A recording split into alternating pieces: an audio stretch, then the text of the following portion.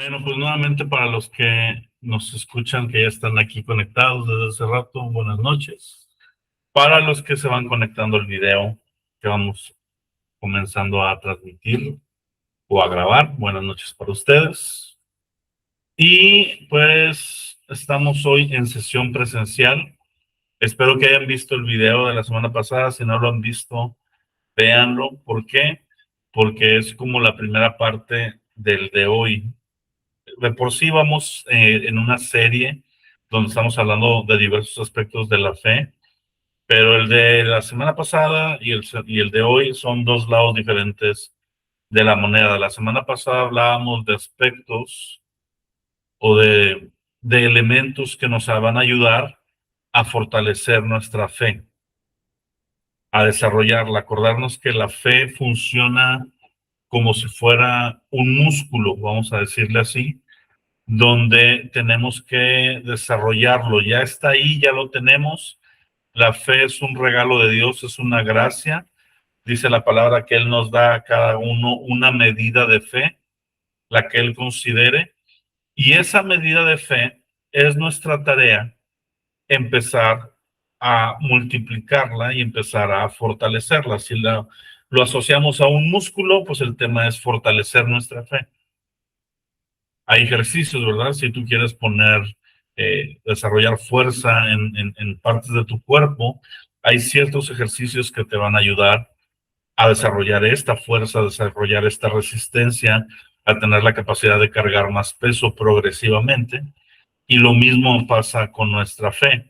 Si hablamos de la fe como este talento que Dios nos ha dado, apoyándonos en la parábola de los talentos, que ahí la palabra talento significa un tipo de moneda, vamos a traducirlo a nuestro lenguaje actual, pudiéramos decir que el Señor que está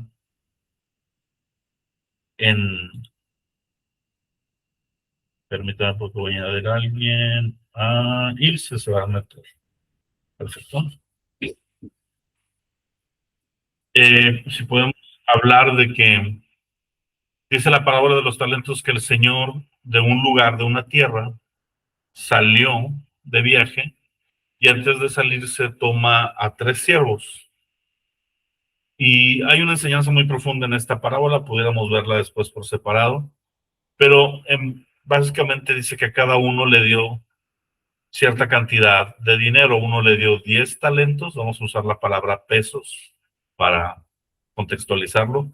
A uno le da 10 pesos, a otro le da 5 pesos y a otro le da 1 peso.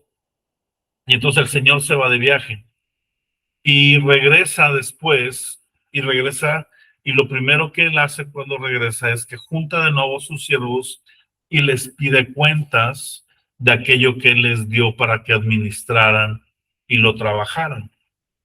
Y entonces la persona, el siervo que recibió 5 talentos o 5 pesos, le dice a su señor, recibí 5 de tu mano, durante ese tiempo que no estuviste los trabajé, y aquí tengo los 5 que me diste, y los 10 que me diste, perdón, y otros 10.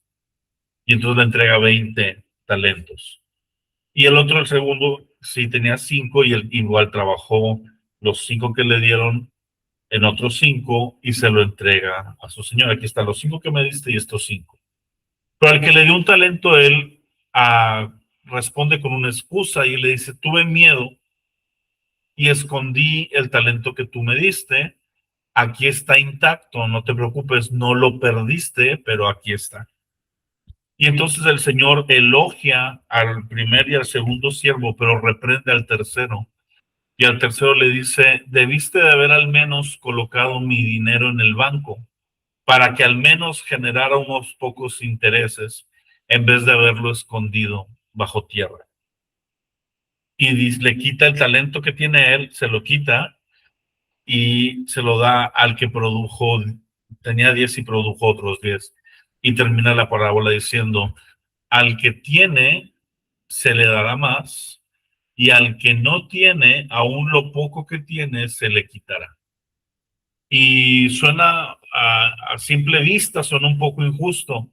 Uno diría, no, al revés, mira, quítale 3 al que tiene 10, quítale 2 al que tiene 5 y dáselo al que no tiene nada, y así ya todos más o menos parejo, ¿verdad? Vamos a repartir programas sociales, vamos a los empresarios quitarle a ellos y a darle a los que no trabajan, y ese tipo de dinámicas, ¿no? Y en el reino de los cielos no funciona así. En el reino de los cielos Dios honra al que trabaja el talento que Dios le dio. ¿Por qué? Porque a todos les dio cierta cantidad, y si tú sigues la parábola en la escritura, dice que a cada uno le dio según su capacidad. Es decir, cuando le dio un talento, al que le dio un talento, no esperaba que lo multiplicara en otros 10. Sabía que no tenía la capacidad de manejar tanto y le dio solamente uno. Pero al otro que tenía 10 de inicio, sabía su capacidad y le dio esos 10. Y los trabajó. Eso se le llama mayordomía, ser buenos administradores de las cosas que Dios nos da.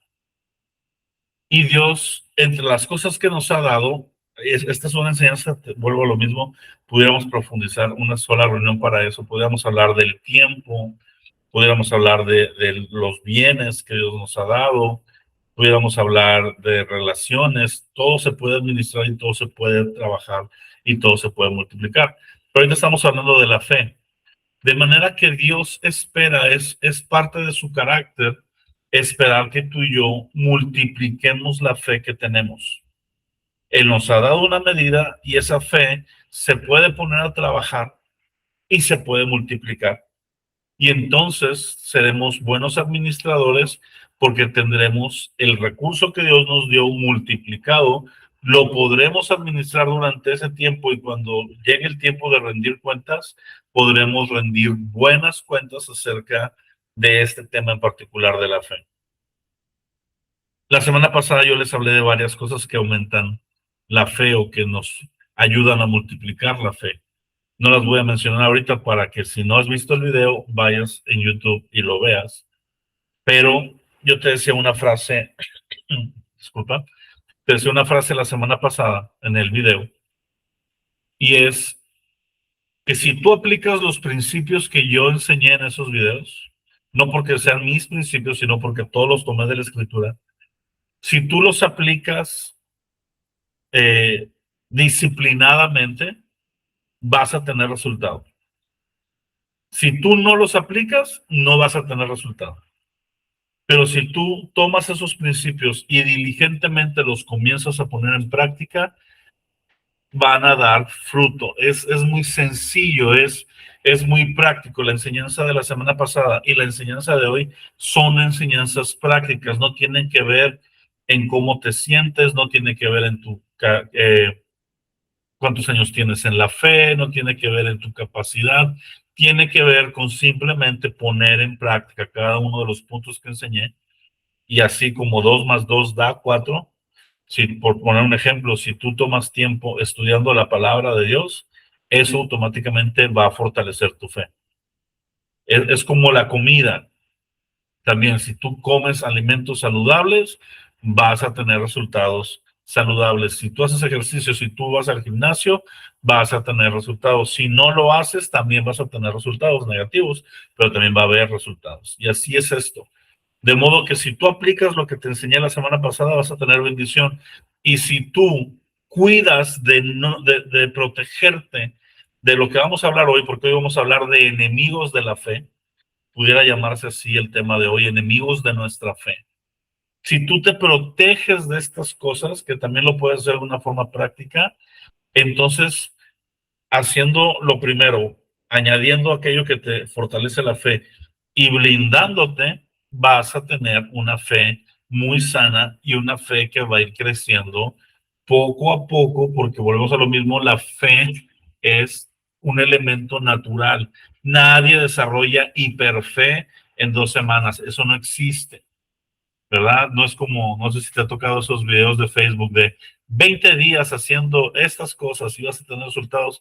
No, la verdad es que no va a funcionar así. Yo no te estoy prometiendo que tú lo hagas de aquí al domingo y ya el lunes vas a andar con la fe al tope y más grandiosa del mundo. No, pero si tú lo vuelves una disciplina, poco a poco, gradualmente, vas a ir aumentando tu fe de modo que pasan los años y número uno, has permanecido en el camino. Acuérdate que la fe se ve a través de la permanencia.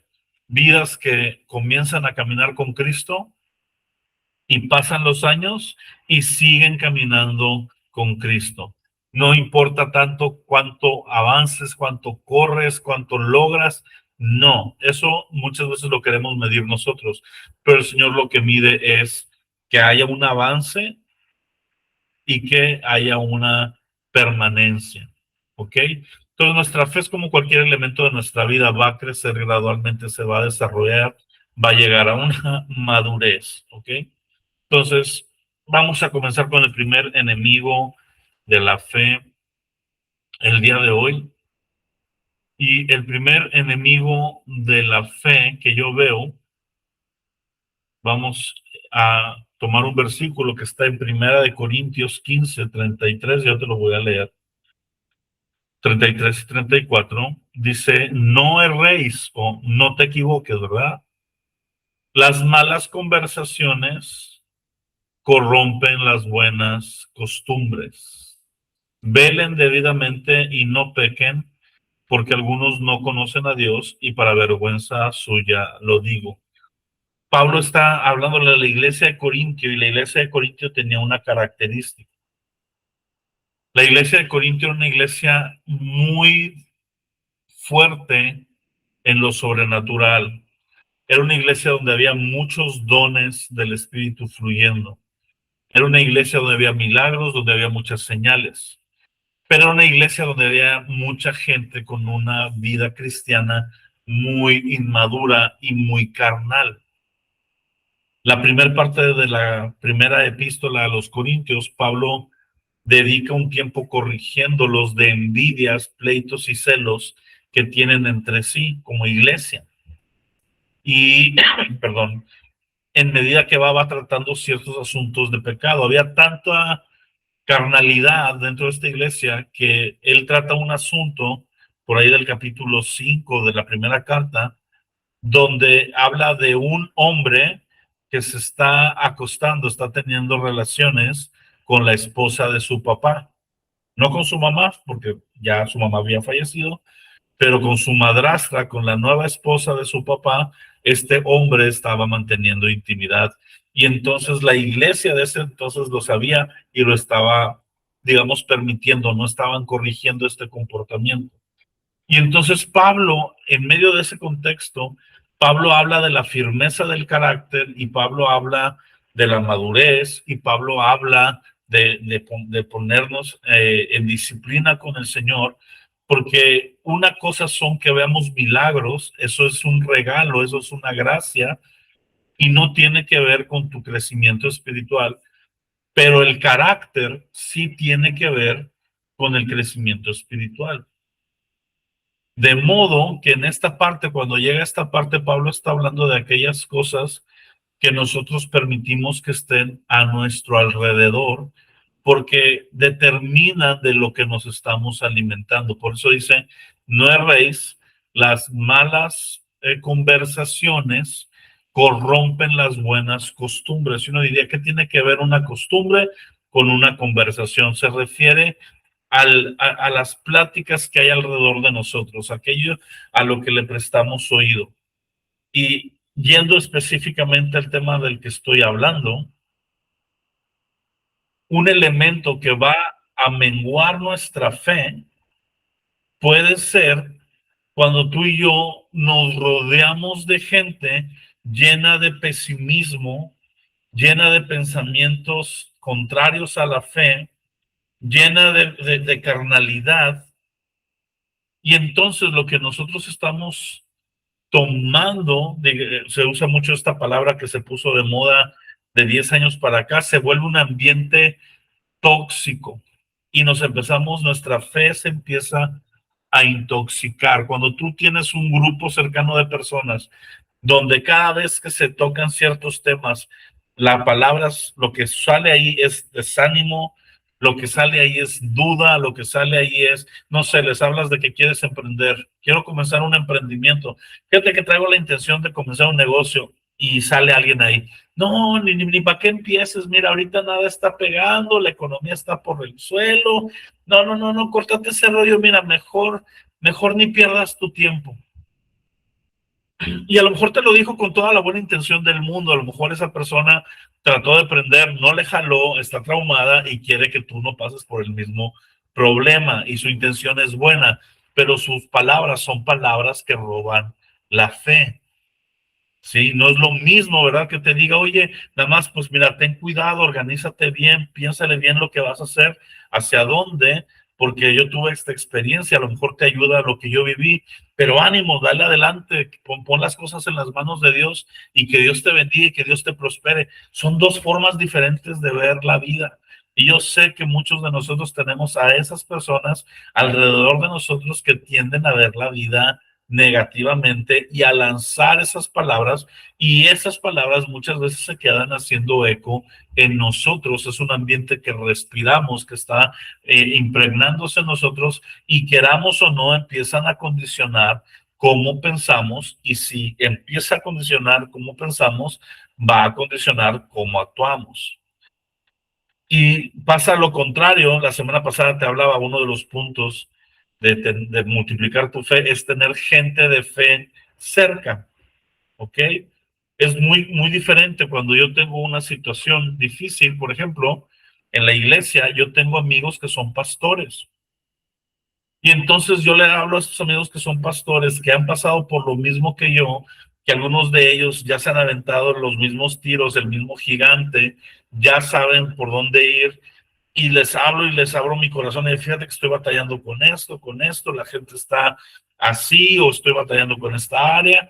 Y aparte de un consejo sabio que Dios me puede dar por medio de ellos, la gran mayoría de las veces lo que yo ocupo es una persona ajena a las que ya tengo, porque tengo por otro lado, pero una persona que me dé esa palmada en el hombro y me diga, Dios está contigo, todo está bien, y me recuerde bendiciones que ya hizo Dios en el pasado y que me hacen recordar lo bueno que Él es y cómo me ayudó en aquella circunstancia, y entonces lo puede volver a hacer en esta nueva. Y te ayuda a ir hacia adelante, te ayuda a renovarte y decir, ok, las cosas están difíciles, no están saliendo fáciles, pero vamos a pararnos y vámonos por el round que sigue. Y es como ese intermedio en el box entre cada round, donde te echan agua, ¿verdad? Te medio arreglan ahí, te dan coacheo y te levantas a otro round más a darte otros trancazos. Así es la vida del creyente. Tú necesitas tener gente ahí. Por ejemplo, a mí me da mucho gusto que estén Anaís y Salvador, porque son una pareja. Y qué padre tener una pareja que cuando tú andas cabeceando, la otra parte de la pareja te diga, no, hombre, levántate, ánimo, vamos hacia adelante, Dios nos va a ayudar. Y a la semana que sigues al revés, la que andaba con la fe por arriba, ahorita tal vez anda en la prueba, y la otra parte es la que le dice, no, hombre, vamos hacia adelante, vamos, Dios nos va a ayudar, y te puedes ir complementando. Para eso sirve tener también gente, amigos cercanos, pertenecer a un grupo y animarte con la fe de otros. Pero si tú permites, y esto lo permites tú determinas quién está cerca de ti. Y hay gente que a veces, incluso son gente de nuestra familia muy cercana o amigos muy, muy cercanos, que yo no te estoy diciendo que cortes relación con ellos y los alejes de tu vida para siempre, pero que debes de ser sensible en lo que les hablas y sobre todo en la atención que les pones. Dicen por ahí, yo no sé si esto es cierto, pero me hace sentido, que nosotros somos el promedio de las 5 o 6 personas más cercanas a nosotros, nos parecemos a ellos, ¿verdad? Procura tener gente íntima cerca de ti que tenga palabras de vida. Cuando Pedro, por ejemplo, Jesús predica un mensaje muy duro y muchos de los discípulos se van. Y Jesús voltea a ver a los 12 y los confronta y le dice, ¿ustedes también se quieren ir? Me encanta a mí ese Jesús porque no, él no predicaba para que la gente se quedara en su iglesia, ¿verdad? Él predicaba duro para que los que se quedaran fueran de veras. Y les dice, ¿ustedes también se quieren ir? Ahí está la puerta. Y Pedro responde algo increíble. Pedro dice, ¿a quién más iremos si solo tú tienes palabras de vida eterna? Me llama la atención porque Pedro no respondió, ¿y a quién más iremos si solo tú haces milagros? ¿A quién más iremos si solo tú calmas la tormenta? ¿A quién más iremos si solo tú multiplicas la comida? ¿A quién más iremos si tú liberas a los endemoniados? No puso atención Pedro en esos detalles que eran gloriosos. Pedro pone atención y le dice, ¿a quién más iremos si solo tú tienes palabras que nos bendicen? Solo tú tienes palabras que tocan nuestro corazón, que nos construyen, que nos hacen diferentes personas a través de la palabra. Por eso lo que escuchamos tiene mucho que ver. Y también va relacionado no solo a las personas, sino lo que te permites escuchar tú, ¿verdad? Hay noticias malas, hay pesimismo en el ambiente, programas de crítica, programas de chismes, chismes entre los amigos, o pláticas tal vez que llegan a un punto muchas veces a rayar entre, en lo pecaminoso, y todo eso se va metiendo, ese alimento que estamos consumiendo de alguna manera, y van mermando nuestra fe, van mermando nuestra espiritualidad. Otro aspecto que yo encuentro, ahorita, eso fue de qué te rodeas. El segundo enemigo que yo veo de la fe, pues básicamente está contigo 24 horas. Somos nosotros mismos muchas veces. Es nuestras emociones, ¿ok? Las emociones, nosotros, para dividirlo de forma práctica, nosotros somos personas que somos tres en uno, así como Dios es tres en uno, Dios Padre, Hijo y Espíritu Santo son una misma persona. Cuando Él nos creó también en cierta manera trinos, y nosotros somos cuerpo, alma y espíritu. Te lo voy a describir de esta manera. Somos un espíritu que tiene un alma que habita en un cuerpo. ¿Ok? Así lo podemos desarrollar. Te lo voy a repetir. Somos un espíritu, porque cuando tú mueras, tu espíritu va a estar eternamente o con el Señor o sin el Señor. Pero también vas a tener un cuerpo renovado y glorificado para la eternidad. Por tanto, tu espíritu habita dentro de un cuerpo, y tu espíritu tiene una parte que es el alma. Y en el alma están las emociones y las decisiones. ¿Ok? Esa parte está en tu alma.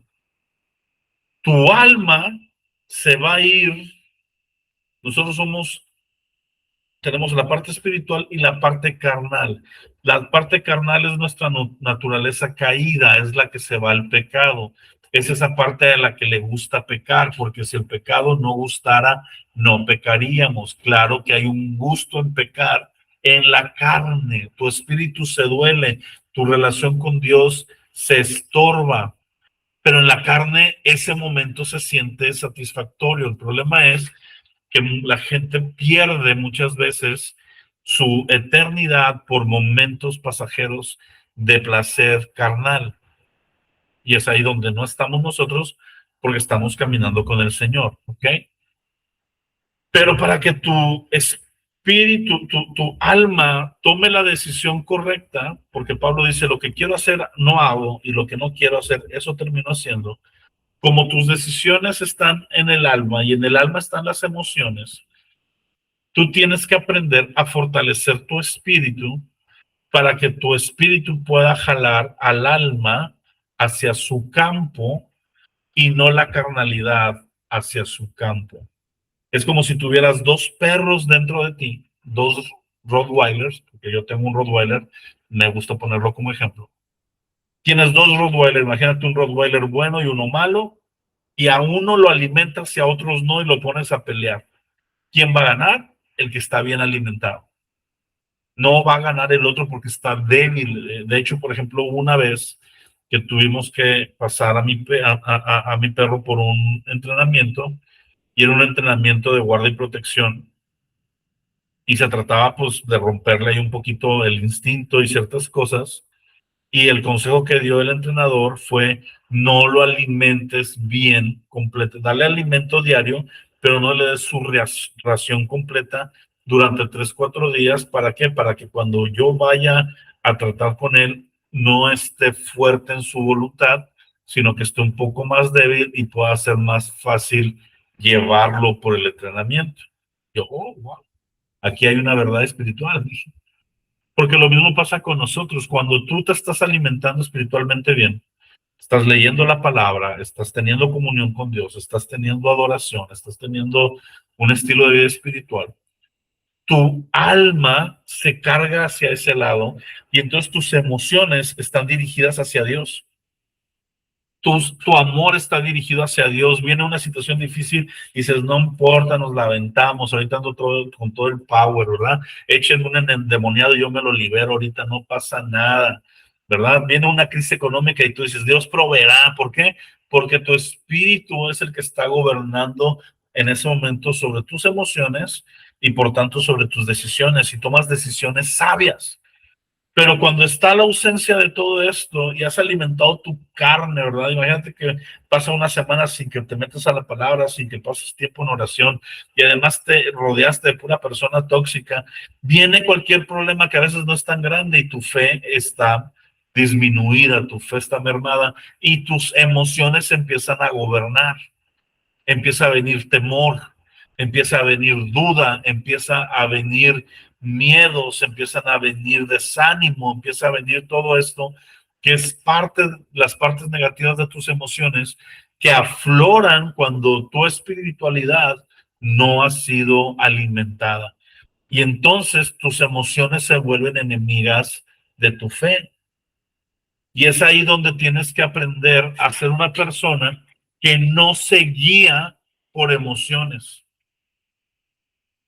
Es decir, yo voy a seguir a Cristo, me sienta como me sienta. Yo ya tomé esa decisión y esa determinación. Si hoy me levanto y me siento mal, me siento triste, siento que Dios no me ha contestado mis oraciones, siento que hay muchos problemas, yo de todas maneras voy a seguir caminando con Dios. No tienes una idea, yo lo veo como pastor, cuánta gente falta los domingos porque está triste, o porque está enojada con Dios, o porque en esta semana no le fue tan bien. No, es que pasó esto y entonces le aflojan. Y cuando las cosas están bien, entonces sí están ahí. Entonces, la Biblia dice en Santiago que somos hombres de doble ánimo. O sea, un día tenemos buen ánimo y otro día no. Y que somos llevados como nubes sin agua, así se las lleva el viento, y somos como las olas del mar que van y vienen. Y entonces nunca hay un crecimiento espiritual en este tipo de creyentes, nunca hay un crecimiento espiritual, nunca desarrollan su fe, son creyentes inmaduros que tienen 20 años caminando con Dios, 20 años en la iglesia y siguen en la misma situación. ¿Por qué? Porque han dejado que sus emociones los gobiernen. Nuestras emociones están ahí y un día te sientes bien y otro día te sientes mal, pero tú tienes que tomar determinaciones y sujetarte a esa determinación y que tu decisión sujete tu emoción, ¿verdad? ¿Por qué?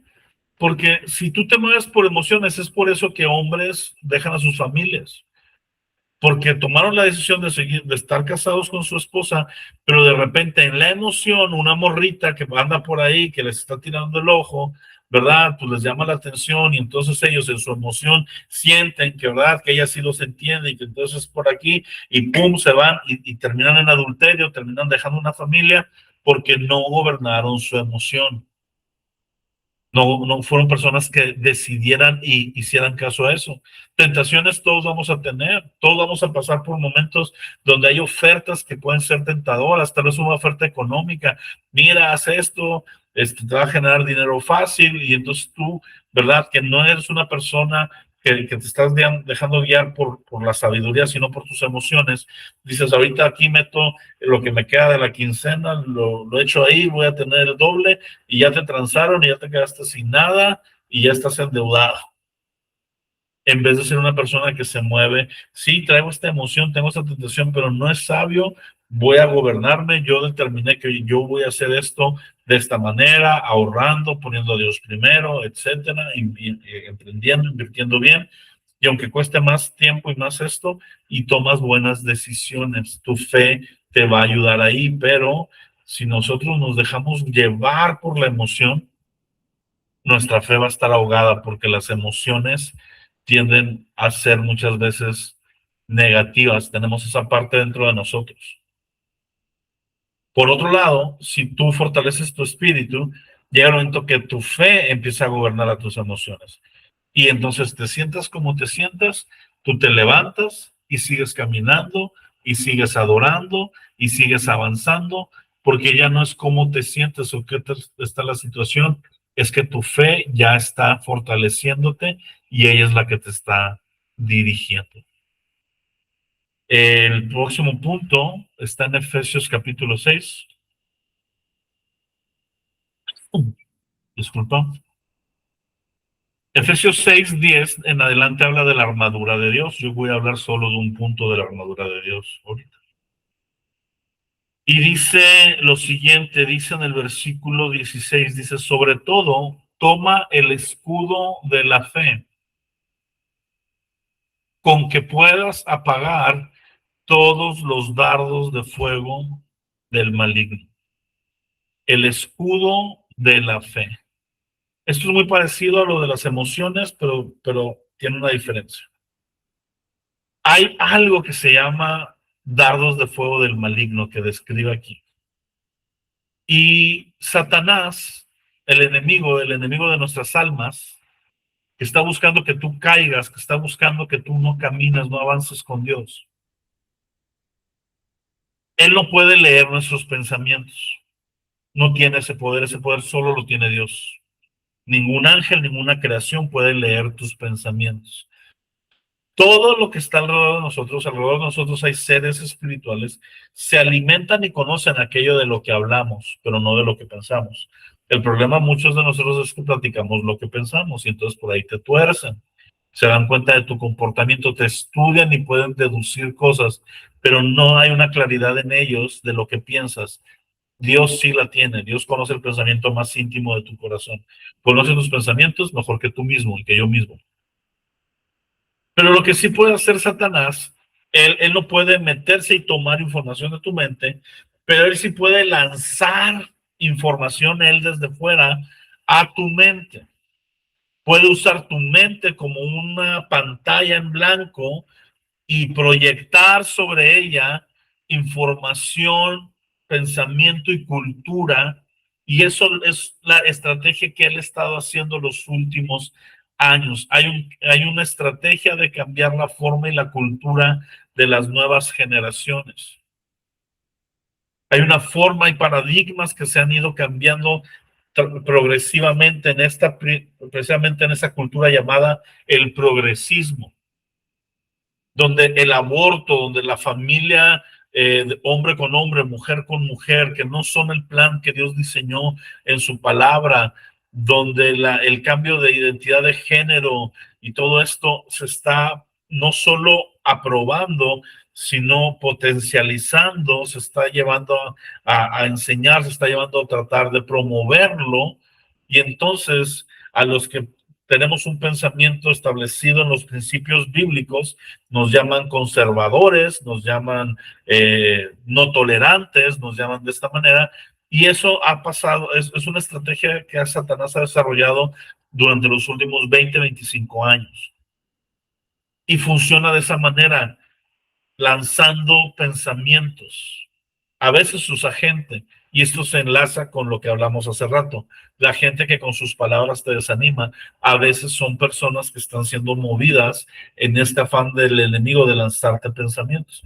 Pero muchas veces, yo no sé si te ha pasado que tú estás bien y de repente te llega un pensamiento negativo. Y me gusta mucho cómo lo ilustra un pastor. Dice, nosotros no podemos evitar que los pájaros vuelen sobre nuestra cabeza, pero sí podemos evitar que hagan nido. Es decir, hay pensamientos que vienen de desánimo, hay pensamientos que nacen en el infierno y son lanzados como un arma letal de tristeza, de miedo, de duda, de celos, de muchas cosas que pueden romper tu ambiente espiritual. Y para que tú les resistas, tú tienes que tener el escudo de la fe.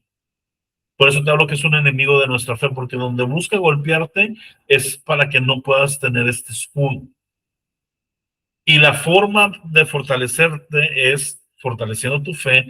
Y entonces cuando vienen esos pensamientos negativos, los puedas desechar. La palabra dice que debemos de llevar todo pensamiento de nuestra mente a la obediencia y sujetarlo a la obediencia en Cristo Jesús.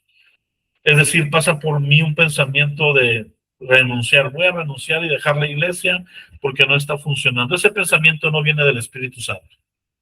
Ese pensamiento no viene de parte de Dios. Ese pensamiento no es Dios hablando a mi vida. Ese pensamiento claramente viene del infierno. Y si pasa por mi mente, viene este pensamiento: Abimael, abandona todo.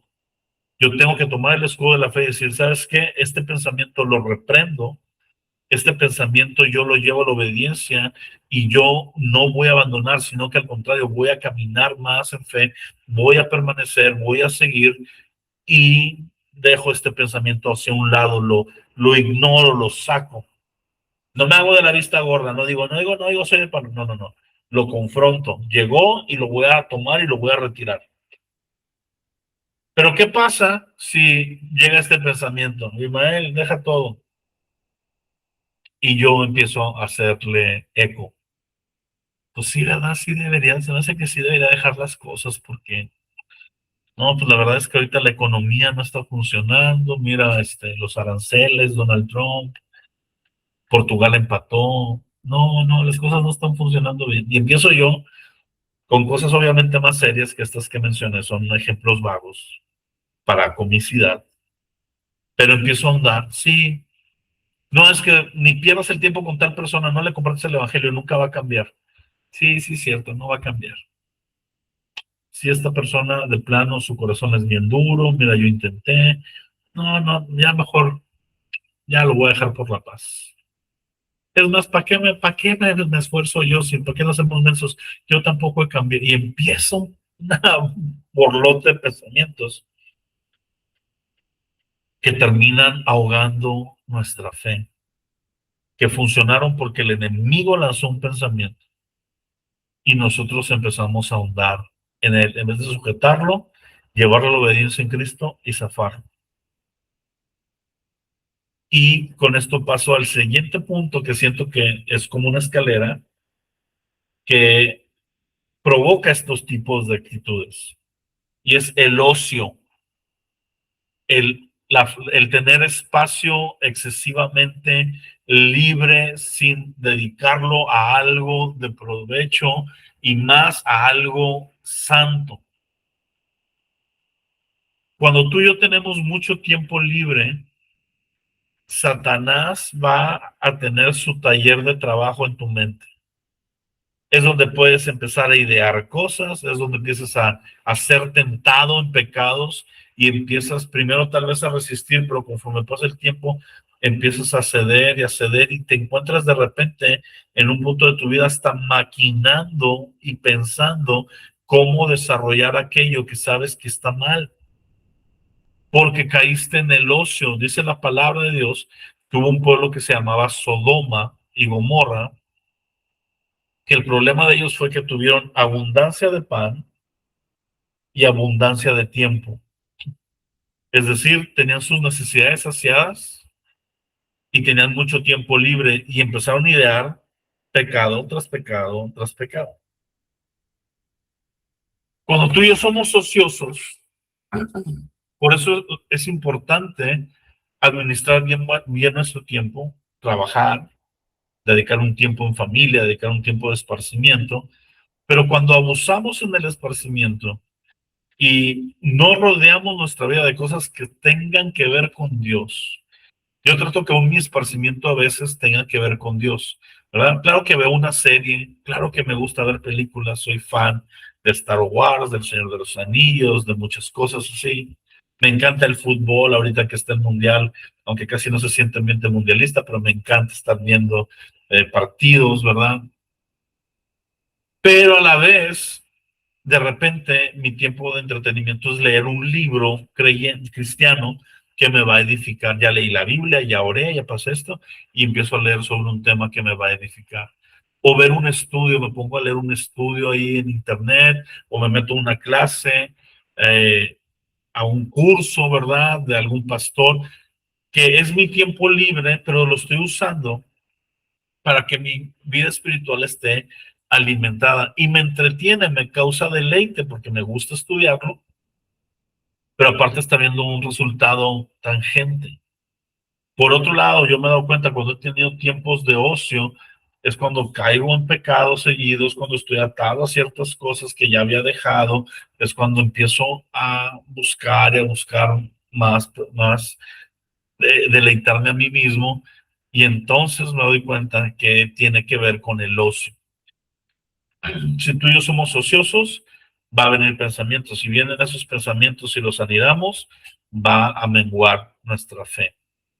Y pues por último, yo pondría la falta de agradecimiento. Cuando tú y yo, un enemigo de nuestra fe es cuando tú y yo estamos pensando más en aquello que según nosotros Dios no nos ha dado, en vez de valorar y agradecer aquello que Dios sí nos ha dado. Y entonces nuestro estilo de vida va a ser un estilo de vida de agradecimiento, y el agradecimiento aumenta nuestra fe. ¿Por qué? Porque al estar agradecidos, nuestros ojos están enfocando en el autor y consumador de la fe, así le llama Hebreos 12:2, a Cristo Jesús. Dice, puestos los ojos en Jesús, autor y consumador de la fe. ¿Cómo puedo poner mis ojos en Jesús? Cuando tengo un corazón agradecido. Cuando yo me levanto en la mañana, yo lo hago como ejercicio, ¿verdad? Es agradezco por el día nuevo que comienza, porque su palabra dice que sus misericordias son nuevas cada mañana. Y en mi oración en la noche, antes de dormirme, busco detalles que pasaron en el día que le pueda agradecer a Dios. Y a veces son detalles que en su momento fueron una queja. Por ejemplo, ayer en la noche yo estaba diciéndole, gracias Dios que tuve bastante trabajo. Gracias Dios que me estuvieron llegando más llamadas de lo normal, porque aprendí a manejar ciertas cosas que antes no sabía. Gracias porque me estoy haciendo mejor en mi trabajo, y sobre todo, gracias que tengo trabajo.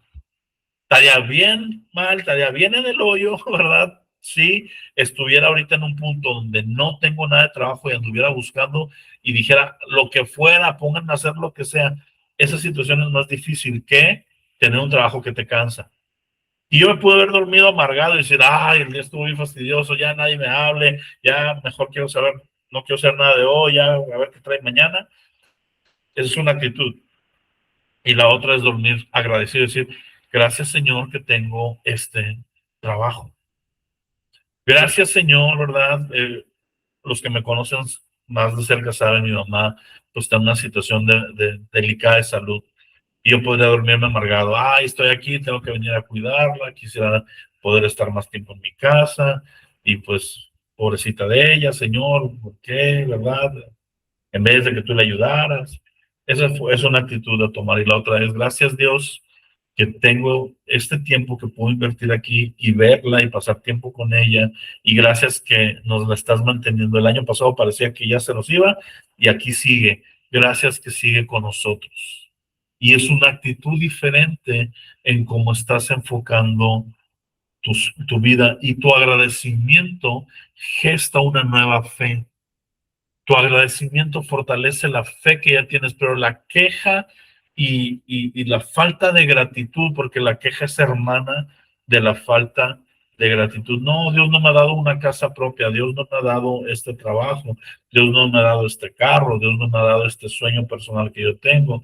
Y pueden ser sueños muy loables, pueden ser muy, muy buenos, pero si nos amargamos por aquello que aún Dios no nos provee, que tal vez está en un proceso de proveernos, o que en su sabiduría Él sabe que no nos va a proveer, y en vez de eso agradecer todo lo que Dios sí nos ha dado salvación, nos ha dado misericordia. Yo ni debería estar aquí hablándoles a ustedes, yo debería estar perdido, ¿verdad? Yo ni siquiera debería de poder hablar, de mencionar el nombre de Dios en mi boca después de haber blasfemado. en contra de él, y aquí estoy gracias a su misericordia y a su amor. Entonces lo que yo siento que él no me ha dado no se compara con todo lo que él ya me dio. Pero para eso necesito desarrollar un corazón agradecido. De tal manera, mis amados, que si tú pones en práctica los puntos que yo te dije la semana pasada y tú te cuidas de no caer en los puntos de los que hablamos hoy, yo te aseguro, tu fe va a ir fortaleciéndose de tal manera que vas a caminar y alcanzar grandes promesas, alcanzar el potencial que Dios quiere en ti y ser un cristiano firme, fiel y constante.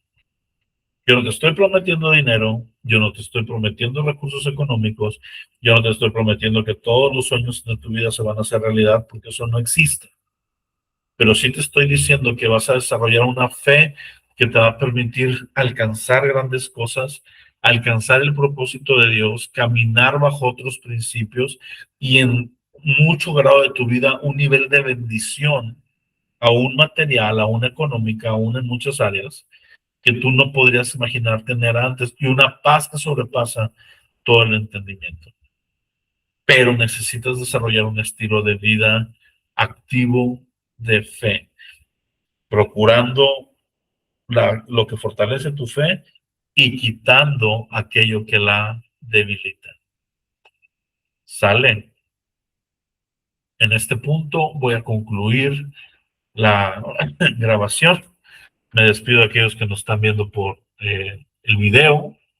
Nos vemos la próxima semana y me quedo unos momentos con los que están aquí en la reunión presencial por si tienen algún comentario o alguna pregunta.